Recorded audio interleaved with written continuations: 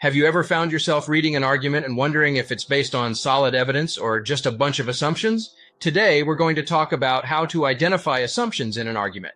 First, let's define what an assumption is. An assumption is a belief or statement that is taken for granted without proof. When you're reading or listening to an argument, pay attention to statements that are presented as facts but lack evidence to support them. For example, if a premise is made in an argument without proof, then that claim is likely an assumption. Another way to identify assumptions is to ask yourself what the author believes about the audience or the world around them.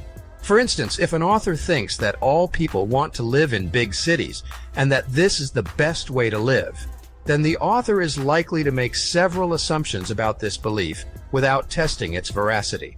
By identifying assumptions, you can better evaluate the strength of an argument and make more informed decisions. So next time you encounter an argument, ask yourself, what are the assumptions?